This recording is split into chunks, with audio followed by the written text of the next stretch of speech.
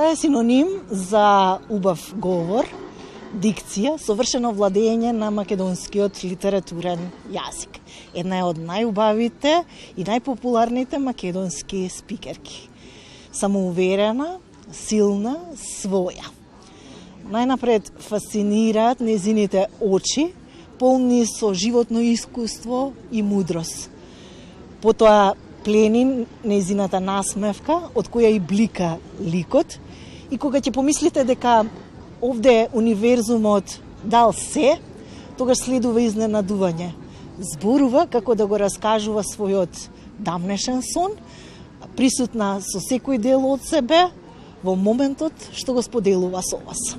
Добро утро, овој понеделник и посакувам на Весна Атанасовска Вучич. Добро утро. Драго ми е што сум после долго време повторно во матичната куќа на програмата на Македонската телевизија, од каде што започнав и го завршив мојот работен век. Како е на стартот на новава работна недела? Секојдневно пензионерски. Нели? Кафето, по некој наслов од вестите. Радиото ми е секогаш пуштено наутро, од кога сум во пензија редовно, додека работев ниту има време за да ја следам толку програмата како сега. И после дружењето со пријателките, со фамилијата.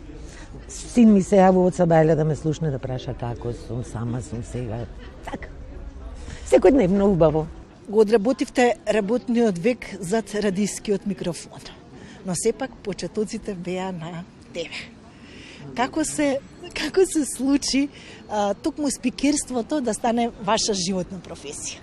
Значи, веројатно уште од најмали нозе шо велат, од најраното детство, значи ја сакав таа професија, не знам зошто. И кога требаше да почнам да студирав англиски, германски, македонски јазик, и пак паметот повеќе ми одеше таму. Дури во периодот кога сакав да почнам со работа, да се ангажирам, ми беше понудено да преведувам филмови од англиски. Меѓутоа, во тоа време требаше на одухер магнетофони да се... Пак не сум излезена од дома. И сама си отидов во телевизија. Беше 79 или 80 година. Се запознав случајно со Тихомир Илиевски, тогашен новинар во надворешно-политичката редакција. Се дружевме многу, јас тогаш со мојот дечко, тогашен Драган, нели? И супер беше све и тој вели, ама ти си прав човек за на телевизија, дојди, па ќе дојде. Диту татко ми не знаеше, кој некој работеше во оркестарот од народни инструменти долго време, нели? Отидов и првата средба беше со доајенот на македонското спикерство Иван Антонов.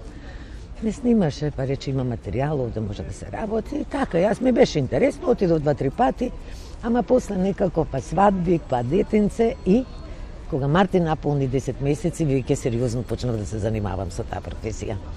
Во почетокот, како најавувачки не прими, имаше пријавено околу 200 кандидатки, па 50, па 20 и останав во 6 кои одевме на програма. Дел од нив завршија како новинарки, дел си се откажа, дел во некои други професии и така натаму, а јас бев упорна, многу бев упорна. Многу сакав да учам. Па имав среќата да учам од Никола Солдатов, од Љупка Апостолова, кои со цело срце беа посветени.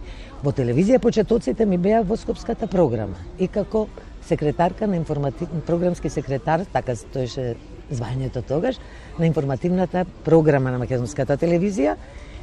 Тоа работев до 15 часот, а од 16:30 до полноќ во телевизија како најавувачка, најава и одјава на програмата. Ми беше и тоа интересно и знаев дека е тоа стартот за еден ден да седнам и да читам сериозни текстови пред микрофонот. Во радиското студио, зад радио микрофонот, имаше и бури, но и мирно море. Како се справувавте со сите тие предизвици? Како се радувавте на успесите? Во изминатиот период, децении се поминати, имало и убави вести, имало и стресни ситуации.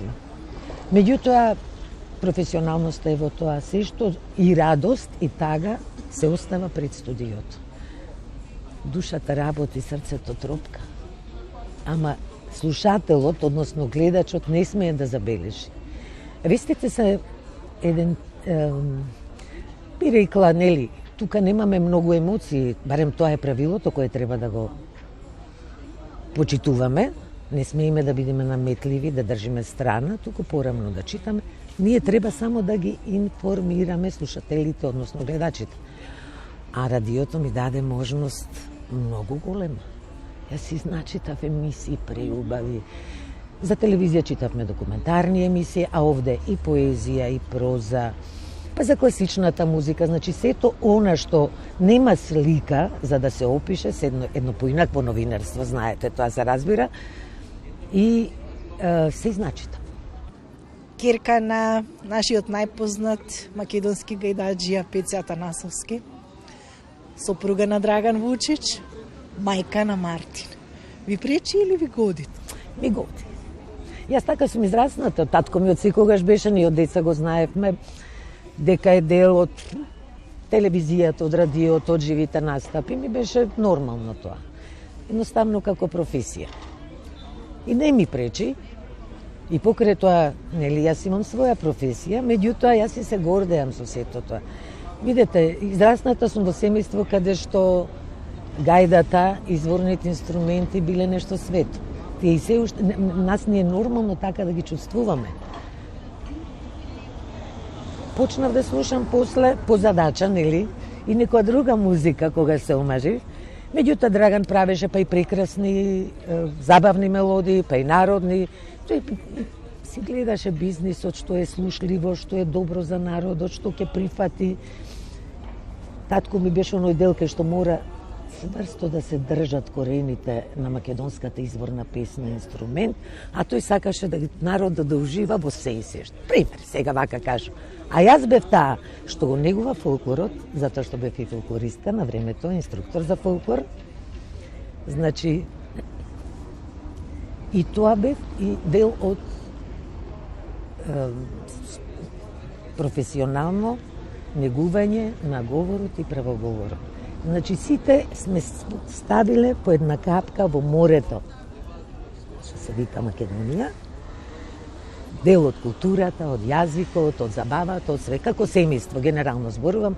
Мартин, како нормално сите генерации, како што одат и со образованието, одеше све напред и со работата, така што сум била задоволна и среќна и како девојка, и како сопруга. Па и сега животот носи се, нели, и несреќите што не снајдоа. Не снајдоа несреќи, цел свет ги снајде несреќи, па дури во некој момент си велам, и затоа многу не се појавува. Освен оној период кога требаше да биде ковид, тема ковид, да се заштитиме, вакцини, ракавици, носење заштитни маски, така натаму. Не знам зошто би била јас посебна со мојата тага, кога 10.000 семејства беа завиткани во црно. Секој со својата тага и со... Па, и ако не било во семејството и пријатели, драги луѓе, за жал тоа и затоа мислам дека секој треба да си го чува тоа дома и не мора премногу да се манифестира, освен за да се заштитиме и за здравје, и за малку и со дружбите, станавме асоцијални, дури не е чудно кога некој ќе пружи рака, па ќе ве прегрне. Уште сме штрека, да, токму така. Која е Весна надвор од студиото, сега веќе пензионерка, но која е Весна надвор од радиското студио? Што ја прави среќна? Што ја растажува? Среќна ме правеле и ме прават од секојаш најмалите. Например, во семејството имам од внук ми Филип, една малецка сташичка, која ќе отидам кај сестра ми, буквално дружењето со незе ми држи влага, што велат стари, 2 недели можам да бидам насмејана. И едни други мали дечиња, Ијан и Јаков, од наши пријатели. Сакам да отидам да си поиграм со малите дечиња, но тоа ме прави најсреќна. А тажно ме прават несреќите што дојдоа. Тажно ме прави јазикот што не си го негувам. Тажно ме прави кога ќе седнам попладне и вртам по телевизиите. Зошто се зборува вака, зошто не се обрнува внимание. Никој не е научен и никој не може до крај да биде, нели, точен и во говорењето и да има ваква дикција и не знам, поготово кај новинарите. Меѓутоа го искоренија спикерството. Не постои. Македонија се гордее со делото на вашиот татко, македонскиот најпознат гајдаџија Пеце Атанасовски. Тој неодамна беше одликуван и со орден за заслуги. Да. Бевме на таа церемонија. Многу се израдувавме. Верувајте ми, затоа што можеби не е само што е најзначајно нешто што го имаме во моментов во нашиот дом, од кај нас одржавава. Значи, тој ја добил наградата на Златната гајда во Ериче Трапани 68 година во надпревар од 1800 гајдаџи. Меѓутоа, од дома, од неговата земја, ова е највисокото одликување до сега и баш ни беше радост голема на целото семејство.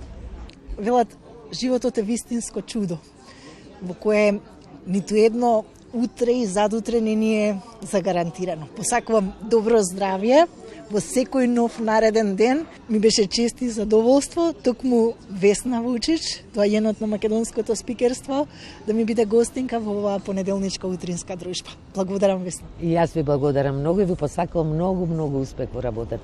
Бидете стожер и на новинарството, и на спикерството, и на убавиот македонски литературен јазик, како што било и до сега.